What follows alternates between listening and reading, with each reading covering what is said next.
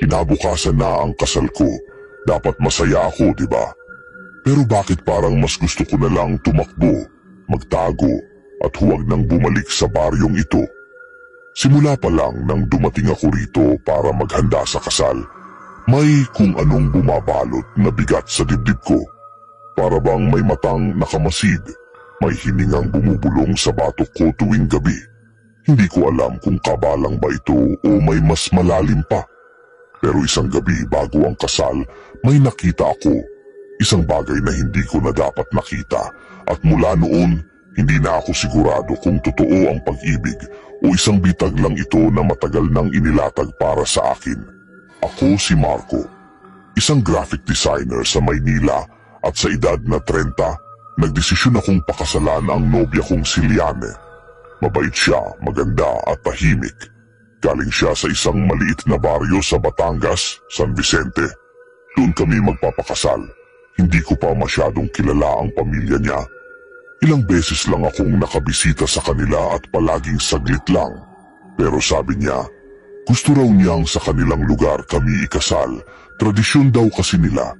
At bilang respeto, pumayag naman ako. Dumating ako sa San Vicente 3 araw bago ang kasal. Inabutan ako ng ulan, putik, at malamig na simoy ng hangin. Sinalubong ako ni Lian at ang pamilya niya. Tahimik ang bahay nila, masyadong tahimik.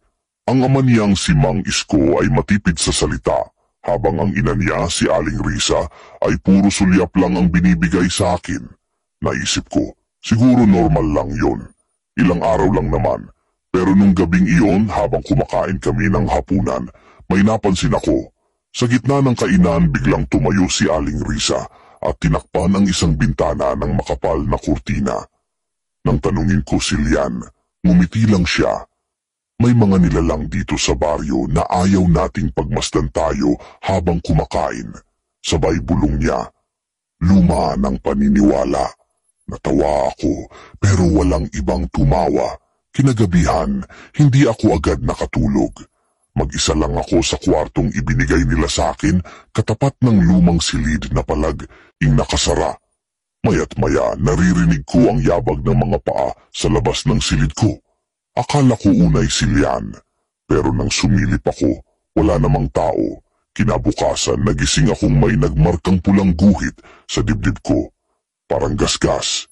Sabi ko baka nakamot ko sa pagtulog, pero habang tumatagal parang may hugis. Bilog? May simbolo?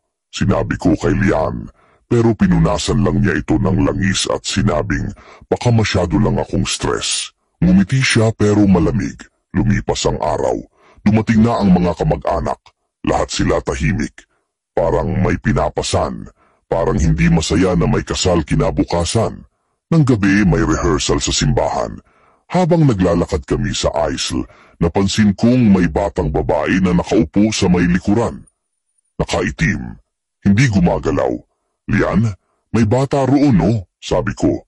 Napalingon siya at biglang pumitlag. Hindi dapat siya nandito. Mahinang sabi niya. Ha? Tara na. Bilisan natin. Umuulan na. Pero wala pang ulan. Wala ring ibang tao sa loob ng simbahan. Paglabas namin doon lang bumuhos ang ulan. Gabi na nang makauwi kami. Tumambay muna ako sa may sala, nagkakape.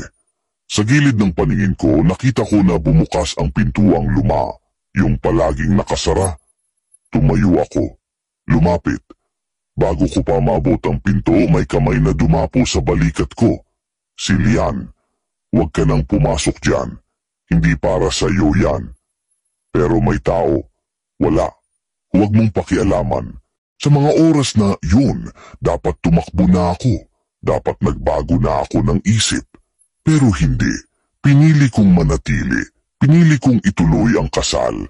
At kung may nanonood nito ngayon, kung may makarinig sa kwentong ito, pakiusap lang. Huwag kayong pumayag na ikasal sa lugar na hindi niyo kilala. Huwag kayong basta-basta magtiwala sa katahimikan dahil minsan ang katahimikan ay tanda ng gutom. Dumating ang araw ng kasal. Malamig, maulap, walang halakhak. Nasa simbahan na ako, nakatayo sa harap, hinihintay si Lian. Sa gilid ko si Mang Isko, Nakatingin sa akin ng diretsyo. Walang emosyon. Tumugtog ang kampana. Pumasok si Lian. Puting-puti ang suot. Maputi rin ang mukha niya. Masyadong maputi. Parang kandilang malapit ng matunaw. Habang lumalapit siya, parang may kung anong bumalot sa paligid. Tumitigil ang tunog. Ang bawat hakbang niya tila may echo sa isipan ko.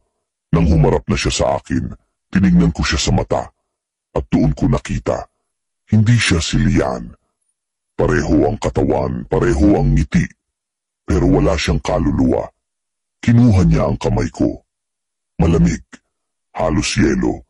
Dumaan ang pari, nagsimula ang seremonya. Pinipigilan kong manginig. Tinanggap mo ba si Lian bilang iyong asawa? Hindi ako sumagot agad. Marco, bulong niya. Pero hindi boses ni Lian yon. Isang boses na parang galing sa ilalim ng lupa. At habang nakatitig ako sa kanya, unti-unti siyang ngumiti. Hanggang sa bumuka ang kanyang labi. At may lumabas na dila. Mahaba. Parang ahas. Tumakbo ako palabas ng simbahan habang ang mga tao'y nakaupo lang. Walang gumalaw, parang mga rebulto. Paglingon ko, sumunod siya. Hindi naglalakad, lumulutang. Hanggang sa narating ko ang dulo ng plaza. Doon ko nakita ang isang matandang babae. Hindi ka makakatakas, sabi niya. Kailangan ng katawan ang nilalang. At pinili ka niya. Nalaglag ako sa lupa. Hindi ako makagalaw. At sa huling sandali bago ako mawalan ng ulirat, nakita ko ang mata ni Lian o ng nilalang na gumamit sa anyo niya. At doon ko naalala.